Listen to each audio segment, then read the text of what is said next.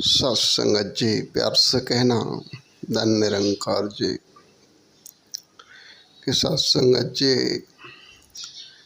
कहते हैं कि भक्ति में सबसे ज़रूरी विश्वास का होना,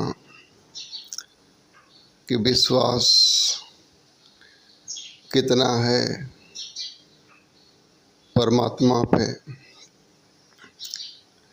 जानकारियाँ बहुत कर लेते लोग, बहुत सारा पठन पाठन, बहुत सारी ऐतिहासिक बातें, लेकिन विश्वास बहुत कम लोगों को होता है। ऐसे ही एक दृष्टांत आता है कि एक बार एक पढ़ा लिखा व्यक्ति को परमात्मा की चाहना हुई और वो सब कुछ छोड़ करके जंगल में जा कर के भगवान के ध्यान में बैठ जाता है कि मुझे परमात्मा के दर्शन करने हैं। और एकदम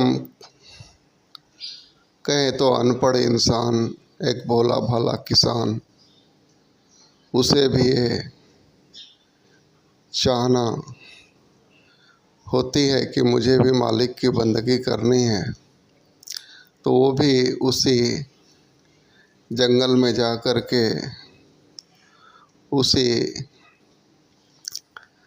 व्यक्ति के बाजू में बैठ कर के वो भी मालिक के ध्यान में बैठ जाता है और दोनों ने खाना पीना छोड़ करके परमात्मा का ध्यान करने लगते। तभी जो है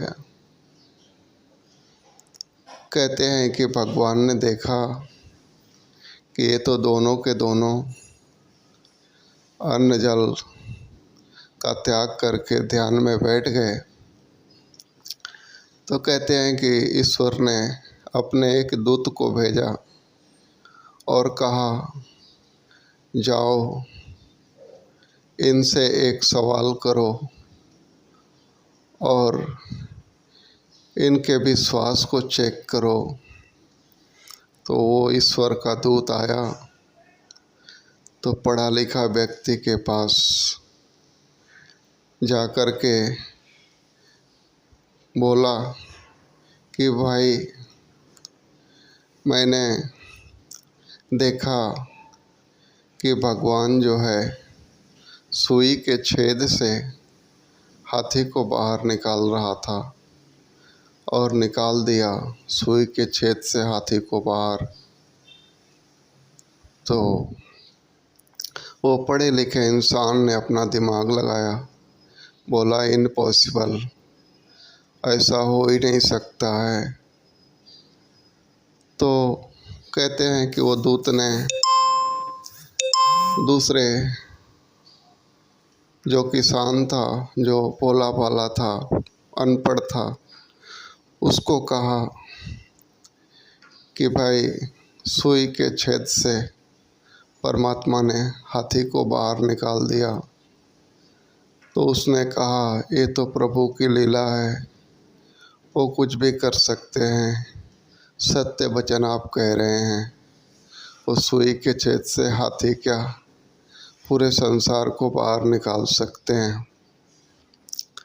तो ये देख कह करके दूत चला जाता है।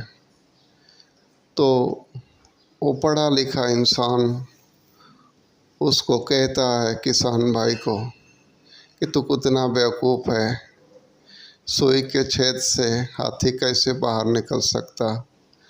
तो उसने कहा कि ईश्वर कुछ भी कर सकता है। तो बोला, कैसे कुछ भी कर सकता है, क्या प्रमाण है।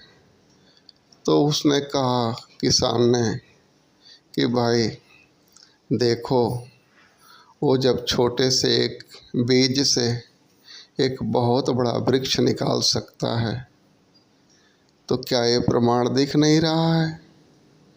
वो कुछ भी नहीं कर सकता, इतना बड़ा संसार चला सकता है, तो सुई के छेद से हाथी निकालना कौन सी बड़ी बात है ईश्वर के लिए।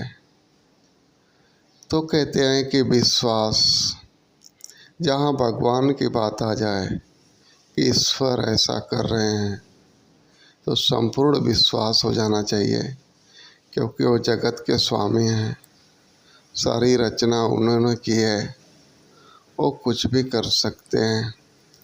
तो कहते हैं कि भक्ति में दिमाग की ज़रूरत नहीं होती है, भक्ति में विश्वास की ज़रूरत होती है।